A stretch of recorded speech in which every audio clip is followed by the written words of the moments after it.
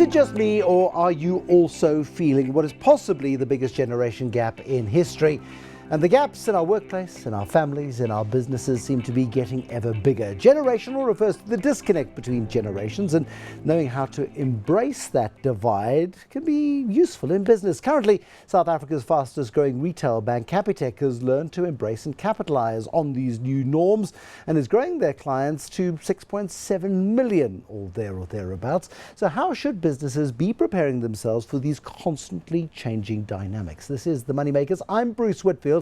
Tonight, I'm joined by Dr Graeme Codrington, expert in the future of work. He's a senior partner at TomorrowTodayGlobal. When did you go global? A few years ago. We changed the name 2 years ago, and we're now based out of London, Asia and North America. Because the rules are universal, aren't they? I mean, the world is changing and changing at an ever faster pace. And I think every society is really struggling between old people like you and the rest. Absolutely. And, all around the world we're seeing it for two main reasons. The first is digital. Today's young people are digital natives. They grow up in a digital world, surgically connected to their smartphones. And that's true everywhere. And the second is globalization. That a kid in Afghanistan and a kid in South Korea and a child in Tokyo and Brazil all get to see the same world. We speak different languages, we listen to slightly different music, but we're all connected to YouTube, we're all connected to Facebook, we're all connected to instant messaging. And that means that there is, probably for the first time, a truly global youth culture that's emerged. And yet the world is more unstable than it's been in possibly decades. And maybe because of that. I think the first signs that we got that the young people of the world were becoming active again was the Arab Spring a few years ago. And that's dribbling all over the world. Where I lived a number of years ago in Wimbledon in London, we came within a kilometre or two of really serious student riots. I think that was now 4 years ago, when it was a fees issue in England. People tend to forget this with our fees must fall thing here in South Africa. This is a global phenomenon. And I was going to go there because those student riots, those young people's riots, I mean, people capitalize on these things and shop windows get smashed and people help themselves. The UK government clamped down on that very severely and crushed it in a very, very forceful manner. It was essentially over a weekend, actually, that they dealt with it. And I think that the South African government has just experienced the same thing. A group of young people who are now more connected than they've ever been before, are beginning to become engaged again in the public conversation, realizing that their voice does resonate across society. And fueled by a healthy dose of self-interest. Absolutely, of course. And as most of it does, comes down to money.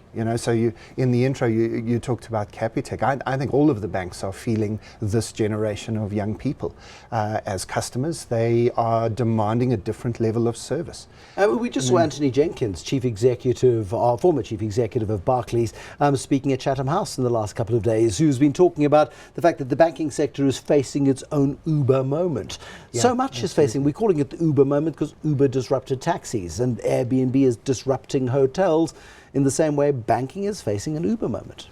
I think almost every company, banks are just having to face it directly now because they obviously are the fuel for payments. But young people are saying, I want convenience. That's the key thing.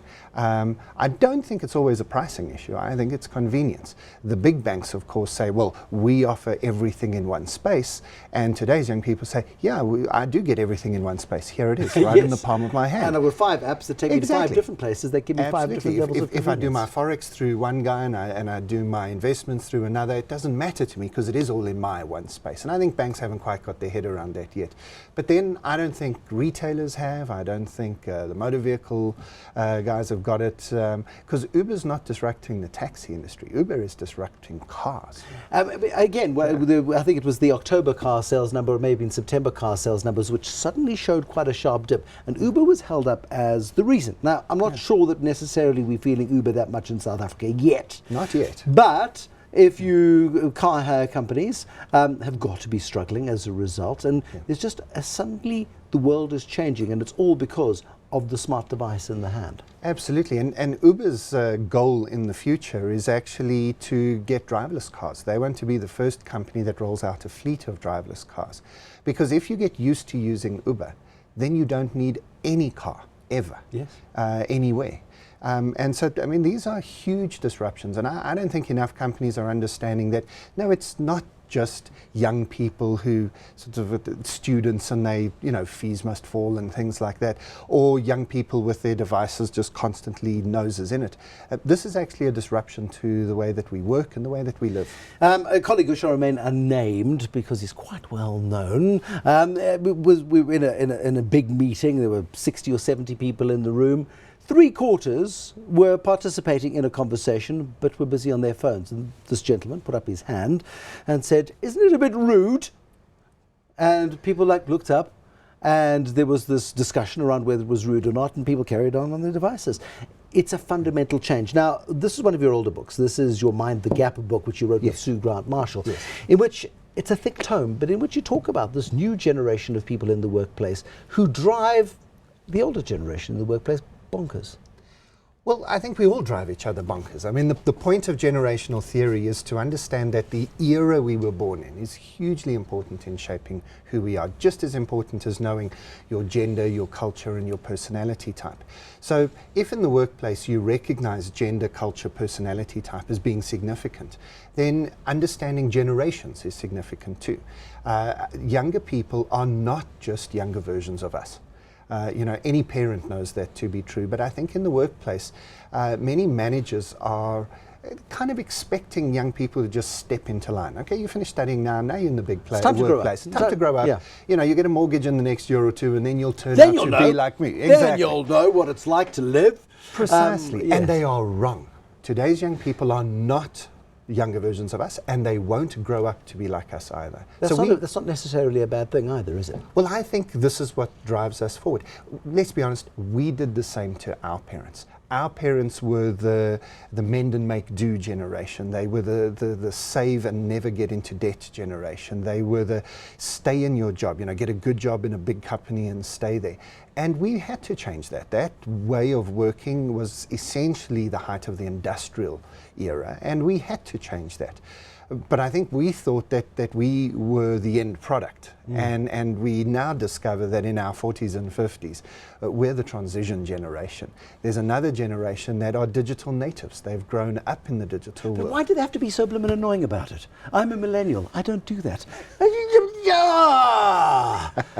I'm feeling like my dad. Possibly we all do turn into our parents in the end.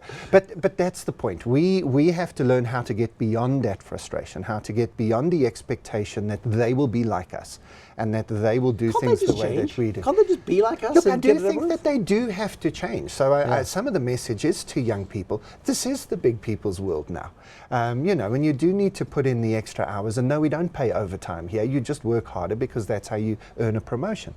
But on the other hand, I think our grandchildren will look back and wonder why rush hour traffic ever existed. It's madness, isn't it? I look back, I've just flown in from London, and somebody was sitting next to me and reminding me that these used to be smoking flights in the front and non-smoking in the back.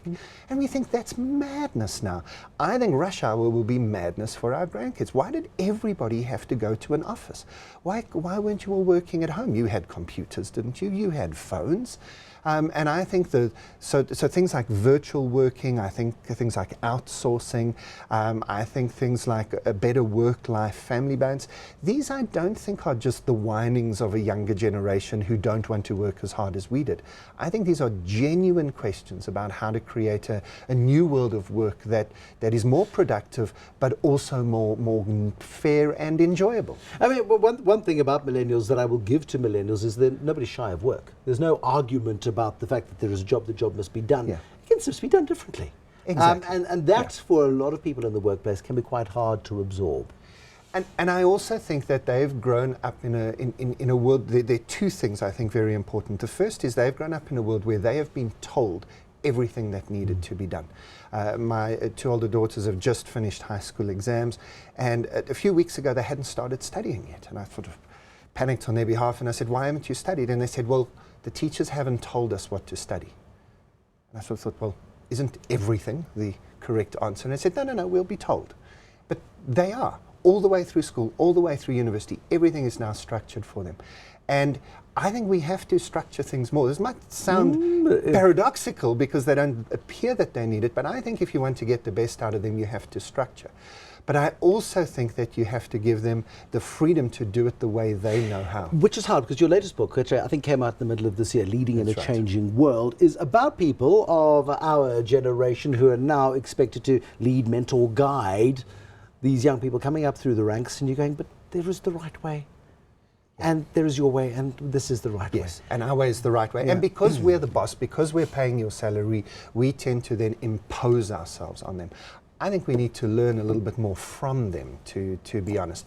Look, if it was up to them, they'd have jacuzzis in the reception area and hammocks in the offices. I don't know. I think that's kind of cool. Yeah, I think it's cool, but I don't think it's for everybody. You know, if you're Google, fine. If you're Anglo-American, maybe not so much. But I do think that there are things we can learn from them. I think there are things we can teach them. And I think that if we adjust our expectations a little bit, each of us, I think we can create a much better workplace. I don't know if this was off the record or not, but Steve Boyson, former chief executive of APSA, once told me about Piet Badenhorst, who was 3 CEOs or 4 CEOs ago at APSA, one of the early chief executives of the bank. They had in the executive suite a jacuzzi, where the then all lily white male executive team would have Friday afternoon gatherings in the spa bath. They were ahead of their time. They saw millennials long before millennials came along. I think I can remember some of those old APSA execs, and that's probably a picture I don't want to take away with me. But I do think that this younger generation, there are frustrations, and I do think that there are some edges that have to be taken off.